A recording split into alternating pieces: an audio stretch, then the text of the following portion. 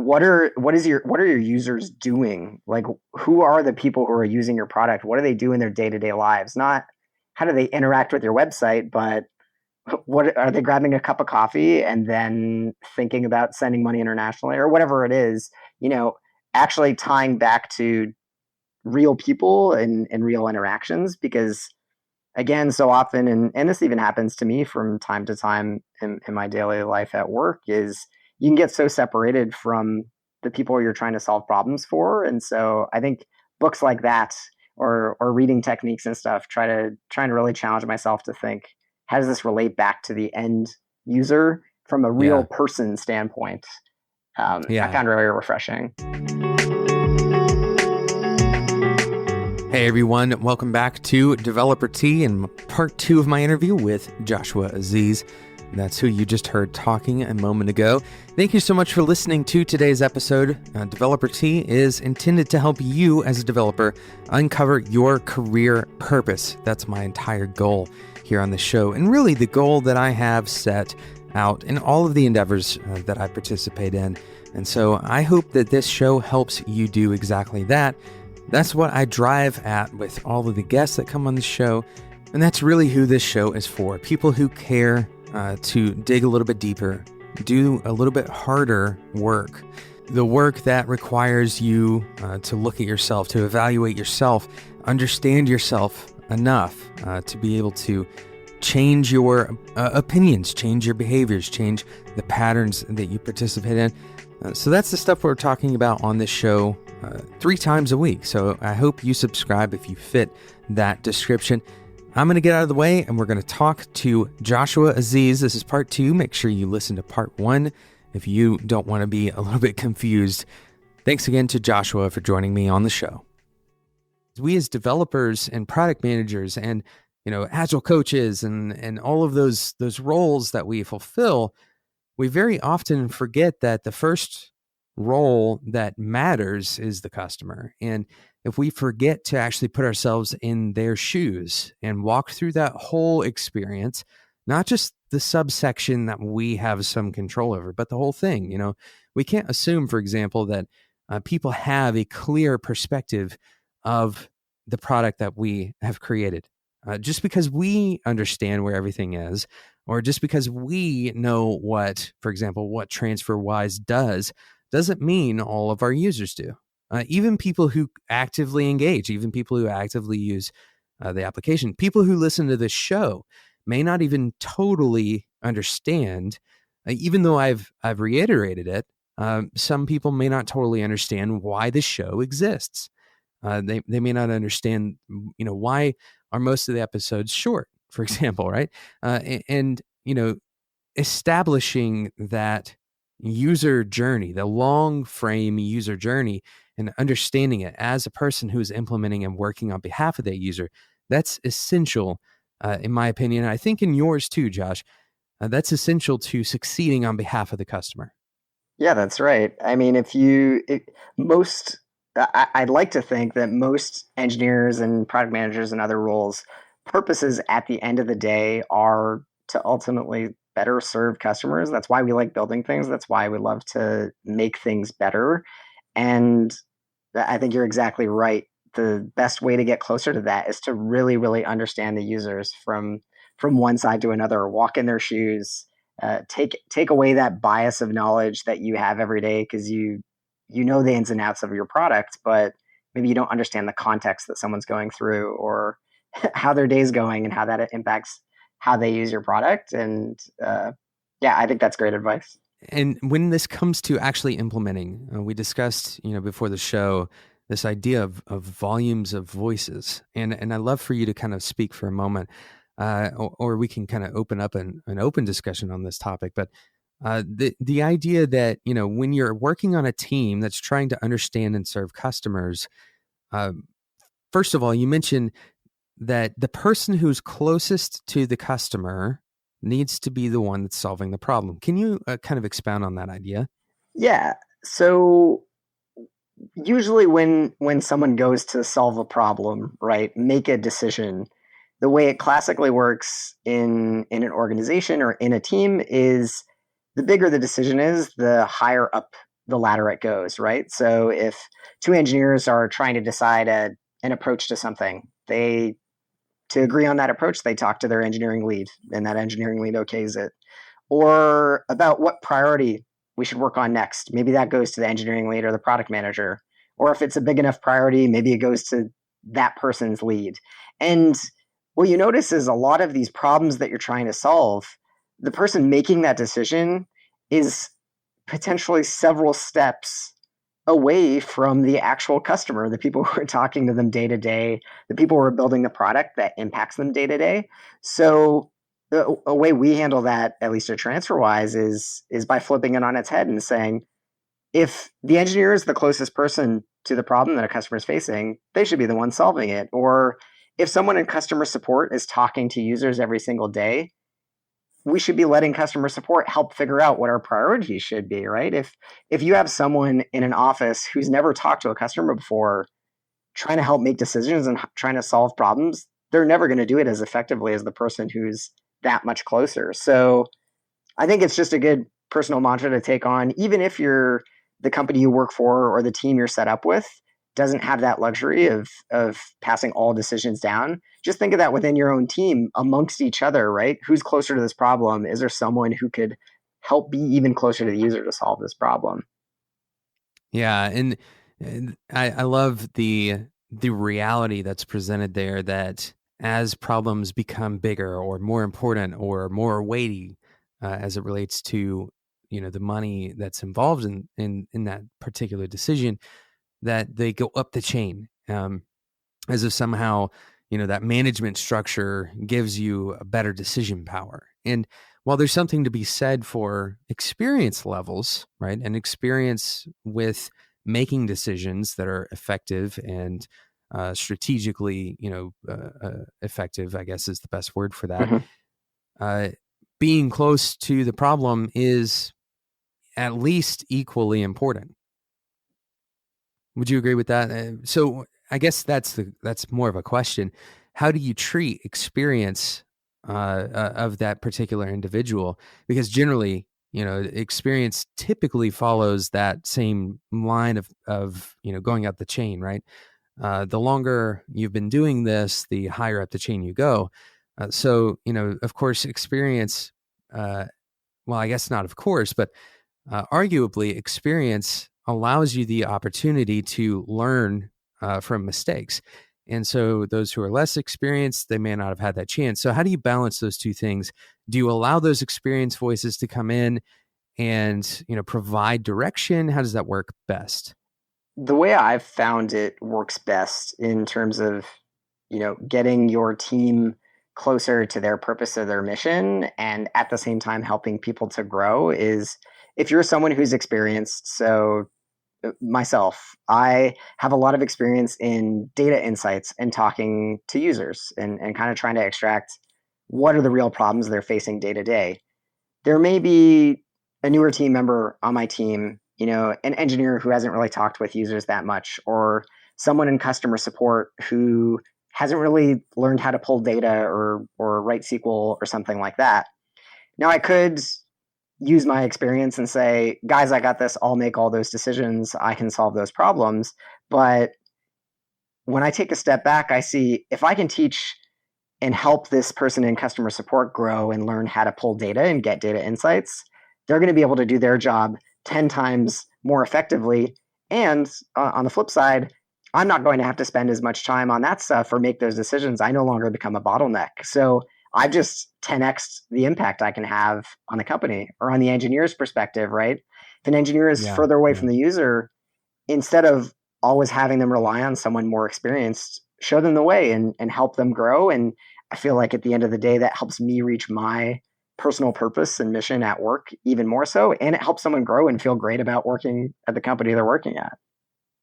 Yeah, this is such a great perspective, because really what this means is empowerment first, right? That's kind of Yes. the heuristic is, if there is a way to give this opportunity to someone who can learn and execute simultaneously, rather than someone who is only going to be executing because they're experienced or whatever, giving the opportunity to someone and saying, hey, you know what? If you fall, if you can't, accomplish what you're trying to accomplish, I'm here to help.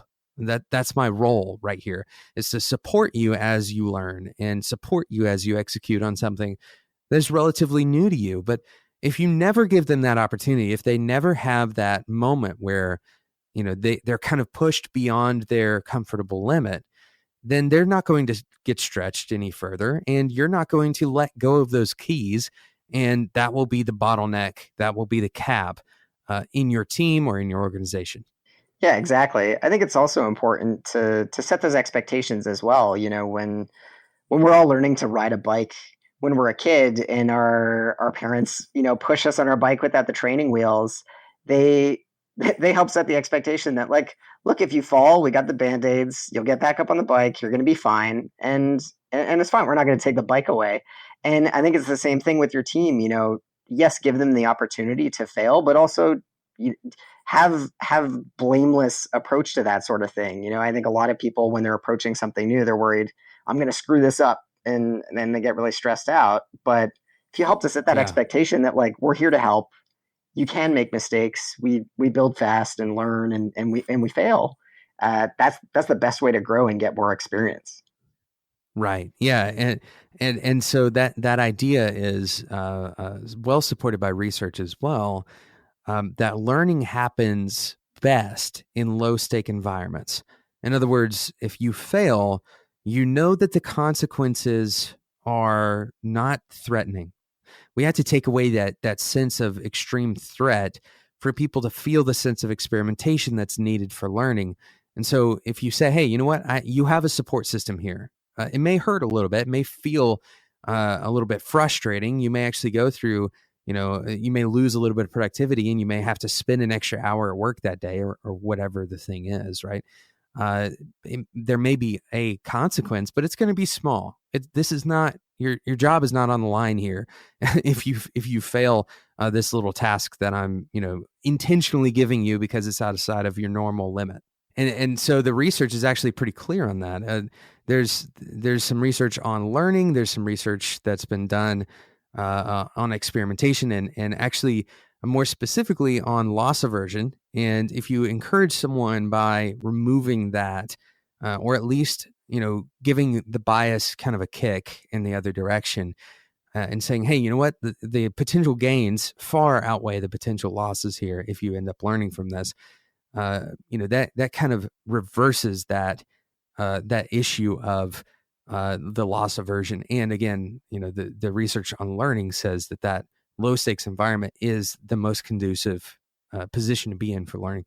So, and what ends up happening is, if you don't have that environment, if you don't have that setup, people will fall to the things that they have the most control and predictability with. And very often that means learning very little. Most of us learned and failed when we were trying to figure out how to get a job, right? A lot of what we did, especially as developers, we would do side projects and we'd have to try.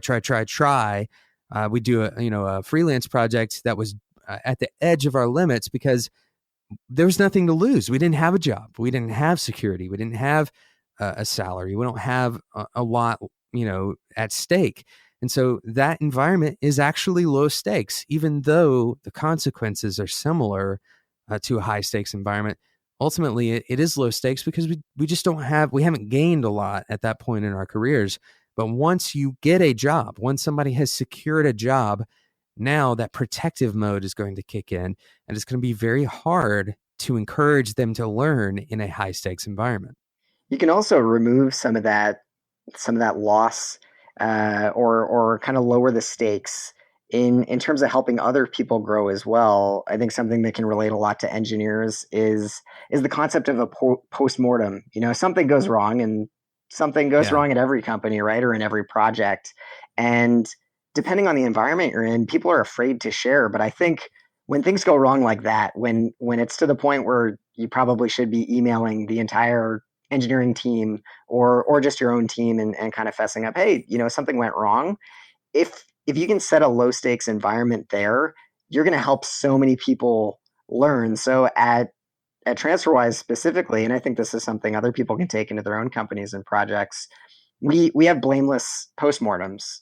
Everyone's encouraged to write one, and you Yeah. see sometimes, multiple a week depending on the teams and what they were building. And I think it helps everyone at the company, even non-engineers, to learn even more and have clarity, and it helps those other engineers, like maybe the ones who caused those issues to happen and having to write that, to maybe feel a little bit better about, yeah, sure, something went wrong, but by highlighting this thing and highlighting how we could tackle it better next time, it's going to make me feel more confident, and I'm going to teach hundreds of people potentially how they can grow from this environment. And that also encourages those people to kind of think of that blameless thing happening in the future as well. So I Yeah. totally see your point that if you can have a lot of impact with low stakes, or at least set up the environment for low stakes, that goes a long way. Today's episode is sponsored by Linode. Linode provides hosting. You've seen plenty of companies that provide similar services, similar technology, perhaps inferior products overall, but mostly similar. There's other companies that are in the space. So why would you choose Linode? Well, first of all, Linode has proven that they care about developers. They're one of the longest running sponsors of Developer T. But it's not just that they care about developers. They actually have quite a few developers who are working on their products. Developers who are creating new products, like, for example, block storage. This is something that's in a public beta right now. You can go and join it on Linode if you already have an account. But they also have things like a CLI, a command line interface for managing your servers. And this, the CLI is actually open source. It's available on GitHub.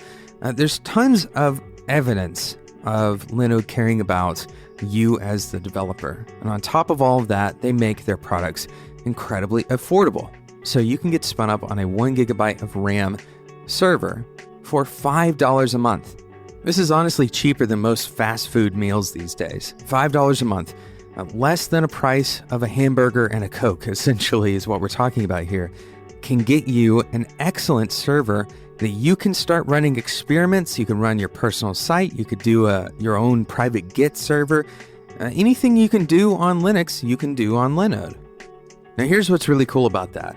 If you go ahead and get set up on Linode and you develop your own procedures, your own scripts, your own wrapping scripts with their CLI, and if you develop a relationship, for example, with the community that's already using Linode, then if and when you need to scale up, you have the support of that community. It's a really interesting prospect because it's not just the cold computing box that's sitting somewhere in a server farm. It's also the people, the community that surrounds Linode that makes it the product that it is. So I encourage you to go and check it out, spec.fm/Linode.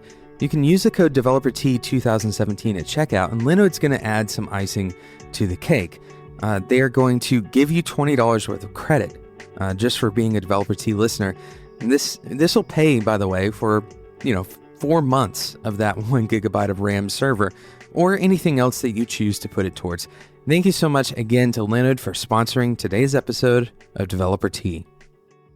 I love postmortems, and this is something that happens. If you do like I don't know if you guys, I don't know what you framework or whatever methodology TransferWise follows, but this is something that you can do, in Agile. You can do it really in any kind of environment because it's a very simple ceremony, right? You gather people together, you look at what happens. One really effective thing to use is the 5 whys, which is it was actually developed by Toyota, and the idea is to find the root cause for a failure. So you ask why until you get to that root cause for the failure. If you may find, for example, that you ask why enough times and the developer says, oh, well, I rushed on that. And a lot of people stop there. They say, okay, well, don't rush anymore. But they haven't really uncovered the real problem. They haven't uncovered, okay, you rushed. Why did you rush? Right? That this is a question that is very often missed by management. We try to correct the behavior rather than understanding the reason for the behavior. And if you were to ask, why did you rush? Well, because my kid's birthday party was that night. Well, that's a really good reason, right? Maybe we could have handed that to someone else. Maybe there was a good handoff moment. Maybe we could have, worked on that a little bit earlier or delayed by one day and avoided this failure altogether. Yeah, definitely. I think that's really important. I think it also helps to uncover the five whys can help to uncover maybe some of the issues in your company or your team's culture. I think that stuff doesn't come out Oh in, yeah, yeah, you do your end of your sprint retro and people talk about their ups and downs, but a lot of times it doesn't get to that root issue, which is something that might actually be much bigger that you can have a lot more impact fixing. Just like you said, maybe things didn't need to be so deadline driven, but there's been this culture that's been created in the team where engineers feel like if I don't get it done tomorrow, I'm screwed. I'm going to be in so much yeah. trouble. I'm not going to feel great about what I'm doing, and that culture is there in the background, and it's hard to see. But if you had asked those five whys, you might have uncovered that, and you can help set the right expectations and make people work a lot better together. Yeah, it's very interesting. If you continue asking, if you ask 6 or 7 whys, you might get to somebody saying, because I want to feed my family, right? Like, Yeah. there's some deep things that can happen when you go down that chain. And for a company, you may hear things like, because I don't trust my teammates. That may be the end point. And you realize, hey, this deep rooted issue is that we have developed a culture that breeds mistrust. It's not that we have people who are rushing and they shouldn't rush. They're rushing because X, Y, and Z, right? Because they don't trust each other and they don't believe that their teammates are going to deliver on time, or they don't trust each other to give them the thing that they need on time, right? And there's a myriad of these deeper cultural issues, like you mentioned, the deadline issue. Well, I don't feel safe. I don't feel like my job is secure because I don't really know what happens if I'm late on a deadline. Nobody's ever told me what the real consequences are. Well, okay, now as a manager or as a team architect, if you want to call it that, I can say, hey, this is what happens when we're late. This is what happens to us as a business. And this is how that affects you as an individual worker in that business. I love the point you made about trust. I think it's surprising to see how many issues within a company or within a team or within a side project ultimately come down to people just not trusting each other. We spend all this time and energy and money like hiring people into companies, and then people don't trust each other. So I think you can solve a lot of problems by just empowering each other and trusting each other. We say at TransferWise, we say we hire smart people and we trust them, right? Back to the point of empowering people on the team. The engineers on my team are really smart people, and I trust them with my life. Uh, why not trust them to make some of these decisions and have an impact on customers and do the right thing? But if that's not a part of your culture, it's not a core part of your culture, it it can lead to a lot of frustration and maybe not the best effectiveness. So I think question yourself in your day-to-day work, do you trust other people on your team, and if you don't, why not, and how can you help to shift that culture? Yeah, yeah, absolutely. And there's so many answers to that question. We're obviously not going to get to all of that in this episode, but starting by being inquisitive and curious and genuinely caring about the answers that you get. Don't stop asking those questions. If you just for the reason of feeling a little bit uncomfortable, this stuff is not easy to deal with. It's like it's kind of like exercise. It's not going to be comfortable, but ultimately it is the thing that will be good for you in the end, and not just good for you in a holistic sense, but good for the people around you, good for your efforts. Your efforts are going to be much more effective if you actually go through these processes. Dealing with humans is not something to be optimized. It's not something to be shoved away into a corner and minimized as small as possible. That's not the point of the optimization stuff that we do as developers. It's not to abstract away the humanity. in the work that we do. Instead, the optimization should be creating space for the humanity in the work that we do. And if it's not doing that, then we're going to go off track, and we're going to end up with people who don't trust each other because they see themselves as being optimized. They see themselves as modules in a system, for example.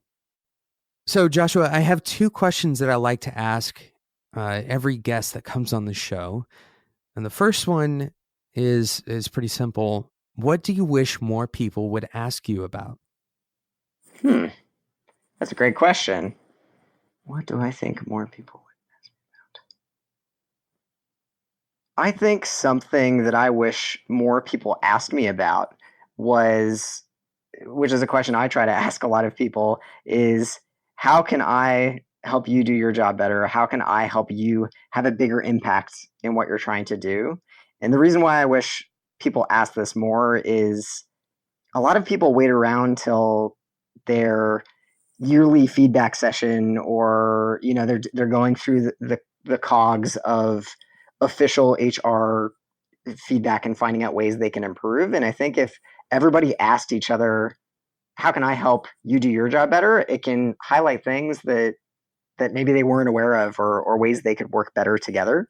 And I think it just can open up a conversation that's really helpful between two people that doesn't always happen. And it's hard if you're, the only one initiating that, or it always feels like it's coming from one side. And so I think that's a way people can grow more. And that's something I love to do, is help people grow more. And so if more people ask me that, I might be able to help them grow.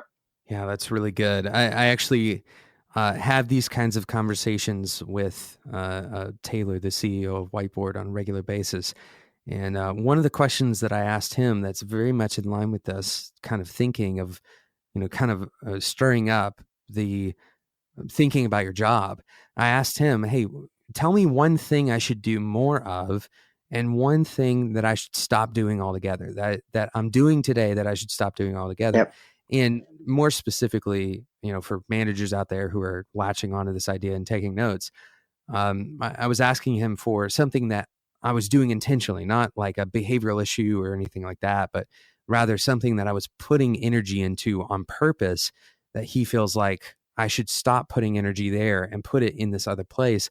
And it's actually an amazing, kind of eye-opening experience to hear somebody articulate to you what they see you doing, right? Yeah. It's uncomfortable, but it's also extremely effective in opening your eyes to your own strengths and your own kind of effective work that you do, or ineffective work that you do. One of the things that he told me to do is, stop trying to sell anything. You're not going to do well selling, and that's okay. Like it's your role here, and the things you're going to do well here is, it's not going to be about selling. And so it's kind of a flipping it on the head. Hey, how can I do my job better? Very similar kind of question, though. Yeah, definitely. I think that stuff's important because it can uncover stuff that feels uncomfortable, but how else will we learn if we're not uncomfortable? Yeah, I mean, it's basically saying, hey, tell me what's in your head, Yep. Yep. right? Yeah. So the second question I like to ask, Joshua, and this is kind of a summary question.